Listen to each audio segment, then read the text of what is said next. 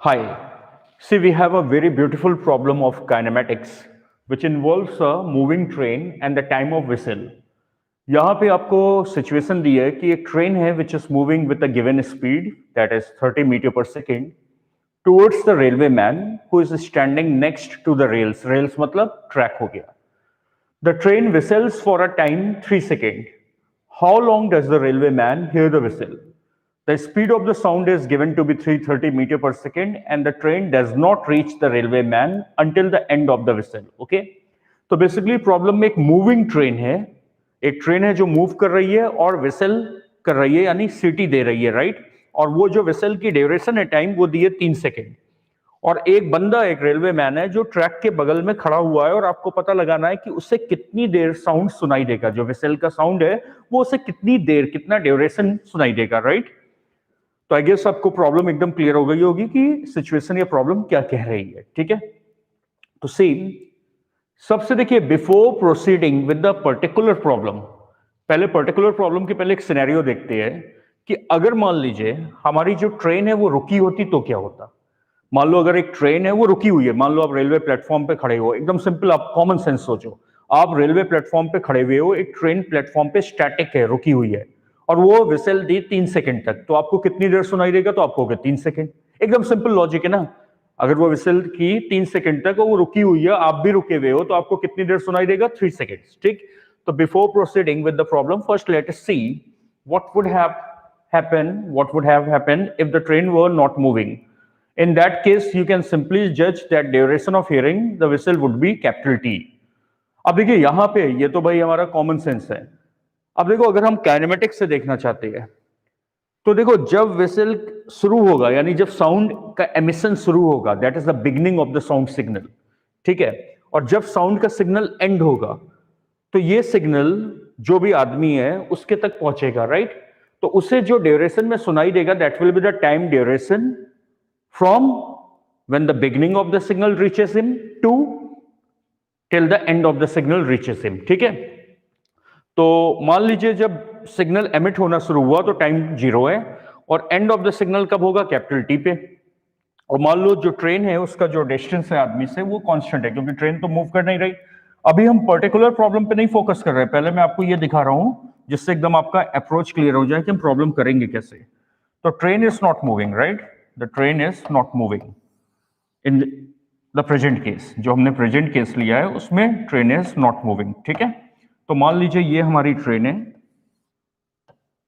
ठीक है, ये हमारी ट्रेन हो गई और यहां पे एक आदमी है जिसको सिग्नल मिल रहा है. ठीक है, तो जो साउंड का सिग्नल स्टार्ट हुआ चलना, बिगनिंग, वो T0 पे हुआ और मान लो ये डिस्टेंस कितना है? D. ठीक है, तो that is the beginning of the signal. तो ये जो बिगनिंग ऑफ द सिग्नल है ये इस पे जब इसको मिल रहा है से वो टाइम है T1. जो बिगनिंग ऑफ द सिग्नल है वो इसको कब मिला? तब आपके स्टॉप वॉच कितना टाइम दिखा रही है? T1. ठीक है, और ट्रेन रुकी हुई है. This is what the static train. तो ये सिग्नल इसको T1 पे मिलेगा तो यू कैन से T1 कितना होगा?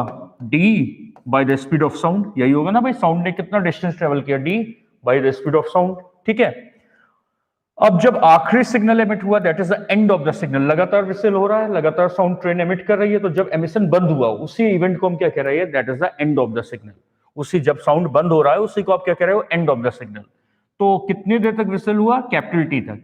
तो जब एंड ऑफ द सिग्नल होगा, एंड ऑफ द सिग्नल, तो आपकी स्टॉप वॉच कितना टाइम दिखा रही होगी? Capital T. और फिर ये कितना डिस्टेंस ट्रेवल होगा? Again D.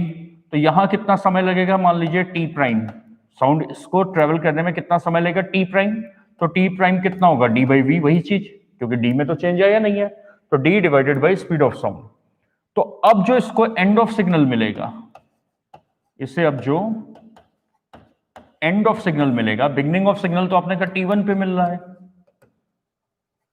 Beginning of signal कब मिल रहा था? जब आपका टाइम इंस्टेंट क्या था? T1. तो एंड ऑफ सिग्नल जब मिलेगा तो हम टाइम इंस्टेंट कह रहे हैं T2. तो T2 कितना हो जाएगा? तो कहना इससे एक तो ये जुड़ जाएगा कैपिटल T, क्योंकि T0 पे तो आपने माना ना कि सिग्नल एमिट होना शुरू हुआ है, तो ये जुड़ जाएगा कैपिटल T. इतनी देर तक एमिशन हुआ प्लस ये वाला समय जो ड्यूरेशन कवर हुआ, तो ये होगा capital T plus D by V. ठीक। तो अब देखो आपको दोनों टाइम इंस्टेंट्स आ गए जिसपे आदमी को बिगनिंग ऑफ द सिग्नल मिल रहा है, जिसपे आदमी को एंड ऑफ द सिग्नल मिल रहा है। तो T2 की वैल्यू कितनी आ गई, capital T plus D by V. अब अगर मैं पूछूं कितनी देर तक उसे सिग्नल सुनाई देगा, तो आप यही कहोगे ना, इन्हीं दोनों इवेंट्स के बीच का टाइम, यानी T2 माइनस T1, यानी capital T plus D by V minus D by V, that is capital T, जो हमने एकदम स्टार्टिंग में देखा था। तो ये मैंने बताया क्यों आपको, ये प्रेजेंट प्रॉब्लम के लिए अप्रोच बताया, क्योंकि अब प्रेजेंट प्रॉब्लम क्या है, उसमें ट्रेन भी मूव कर रही है। समझ रहे हो, ये तो तब का केस था ना जब ट्रेन रुकी हुई थी। तो आपने तो मैंने स्टार्टिंग में ही कहा था कि आप ये कॉमन सेंस से भी जज कर सकते हो कि अगर ट्रेन रुकी हुई है और सिग्नल एमिट कर रही है, विसल एमिट कर रही है कैपिटल टी टाइम के लिए, तो हमें कितनी देर वो सुनाई देगा, कैपिटल टी। ठीक है, और उस पर मैंने काइनेमेटिक्स लगा के दिखाया कैसे हम इसे निकालेंगे। हमने माना कि T0 पे एमिशन स्टार्ट हुआ है साउंड का, तो यहां से जो बिगनिंग वाला सिग्नल है, पहला सिग्नल साउंड का, ये इसको कब मिलेगा, तो ये टाइम आपने निकाल लिया डी बाई वी, ये T1 हो गया। फिर जो दूसरा सिग्नल यानी आखिरी वाला, कि जब साउंड एमिट होना बंद हो जाएगा तब टाइम कितना हो रहा होगा, कैपिटल T। वो सिग्नल इससे कितने टाइम में मिलेगा, तो पहले तो वो टाइम में दोनों चीज जुड़ गई ना, कैपिटल T, क्योंकि इतनी देर तक साउंड एमिट हुआ, तुम किसका टाइम निकाल रहे हो, आखिरी सिग्नल का, प्लस जो वो चलने का टाइम लेगा डी बाई वी, उसे कितनी देर तक साउंड सुनाई देगा, duration of the time between the first signal, that is the beginning of signal, and the end of signal, that is T2 minus T1, वो आ गया कैपिटल T। समझ गया। तो अब हम आते हैं प्रेजेंट प्रॉब्लम में। सेम प्रेजेंट प्रॉब्लम में क्या है, ट्रेन इज ऑल्सो मूविंग, ध्यान दीजिएगा, ट्रेन भी मूव कर रही है। तो देखिए सबसे पहले हम ये मान ले कि let the sound signal, that is the whistle, start at T0, यानी जब ट्रेन ने विसल देना शुरू किया, आपने अपने स्टॉप वॉच को ऑन कर दिया, that is the event T0। Now as the sound is progressing towards the railway man, the train itself will also be moving towards him. अब यहां पे देखो एक डिफरेंस है, ट्रेन भी चल रही है, तो मान लो ये ट्रेन है ऐसे जा रही है और यहां रेलवे मैन खड़ा हुआ है, तो ट्रेन जब उसकी तरफ जा रही है, साउंड तो निकल ही गया है, जो बिगनिंग ऑफ द सिग्नल है वो भी जा रहा है और साथ में ट्रेन भी जा रही है, right. The man will hear the sound for the interval in which the beginning and the end of the signal reaches him। जैसे प्रीवियस केस में हमने देखा था, वो कितनी देर तक उसे साउंड सुनाई देगा, वो इंटरवल, कितनी देर तक उसे साउंड सुनाई देगा, वो इंटरवल जिसके बीच में उसे बिगनिंग ऑफ द सिग्नल मिलेगा और एंड ऑफ द सिग्नल मिलेगा। ठीक, तो मान लेते हैं T1 वो समय है, वो इंस्टेंट है जब first signal, that is the beginning of the signal, reaches him. Let T1 be the instant when start of the signal or beginning of the signal reaches him। और कैपिटल T के बाद, क्योंकि sound कब तक emit हुआ है, capital T तक, तो कैपिटल T के बाद and of the signal is emitted. मैं ये नहीं कह रहा हूं, ध्यान देना, कैपिटल T के बाद अभी उसके तक नहीं पहुंचा है, यहां तक तो साउंड एमिट हुआ है, तो कैपिटल T के बाद and of the signal will be emitted, और इस समय में ट्रेन भी आगे मूव कर जाएगी। अगर आपको विजुअलाइज करना हो तो मान लीजिए हम फिगर बनाते हैं, देखिए, तो देखिए मैं दो इवेंट्स बना रहा हूं, ठीक है, से ये हमारी ट्रेन है, ये T0 है, ठीक है। तो यहां पे beginning of the signal emit हुआ T0 पे, और से this is the man, railway man है जो ट्रैक के बगल में खड़ा हुआ है, ठीक है, और ये डिस्टेंस ले लेते हैं कितना, कैपिटल D। तो देखो जब beginning of the signal emit हुआ तो ये यहां तक इसके पास पहुंचा, और से अभी स्टॉप वॉच का टाइम कितना है, T1, तो T1 कितना होगा, D by speed of the sound, क्योंकि साउंड ने कितना डिस्टेंस ट्रेवल किया, D, और स्पीड ऑफ साउंड कितना है, स्मॉल v, तो ये हमारा T1 हो गया। ये वो इंस्टेंट है जहां उस बंदे को beginning of the signal, starting of the signal सुनाई देगा।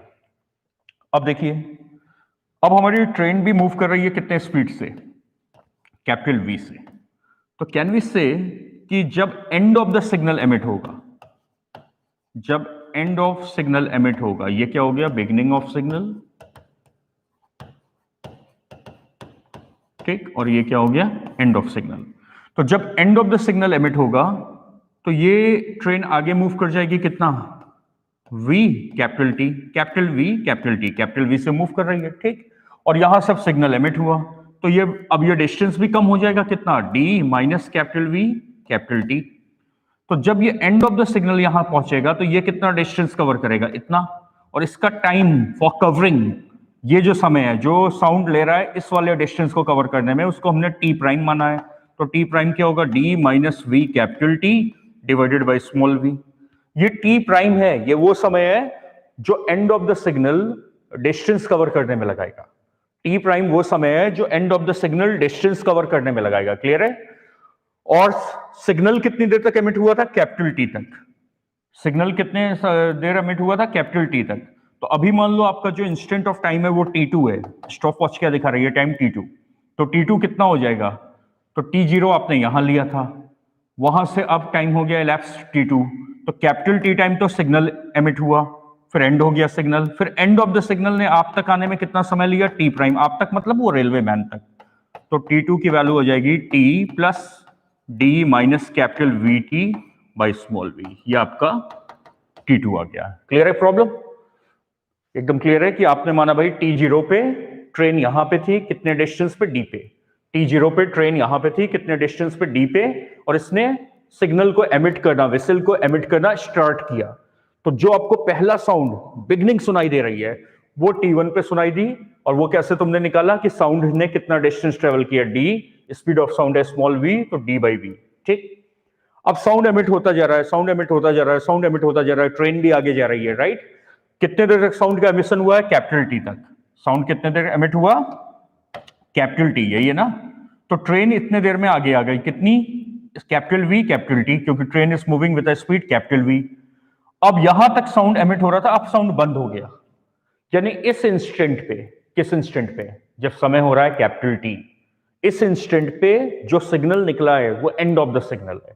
तो ये जो एंड वाला सिग्नल है या इस आदमी तक जब पहुंचेगा तो उसको कितना डिस्टेंस ट्रेवल करना होगा, D minus capital V T.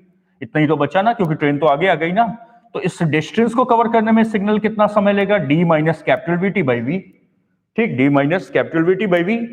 और अब हमें यह निकालना है कि हमारे जो टाइम एक्सेस हमने लिया है, जो टाइम कोऑर्डिनेट्स की वैल्यू दे रहे हैं, जैसे यहां t1 दिया, तो टाइम अभी इस समय स्टॉप वॉच क्या टाइम दिखा रही होगी, तो वो टाइम हमने माना t2। तो t2 में एक तो ये टाइम जुड़ेगा कि साउंड कितनी देर में हमारे पास आया, प्लस क्योंकि एंड सिग्नल है, बिगनिंग कहां होती है, t0 पे, सिग्नल कितनी देर एमिट हुआ, कैपिटल टी, तो ये कैपिटल टी भी जुड़ गया, तो ये t2 आ गया। अब सवाल है कि उस आदमी को कितनी देर तक सिग्नल सुनाई देगा। तो duration of hearing the whistle, तो ये कितना हो जाएगा, t2 माइनस t1।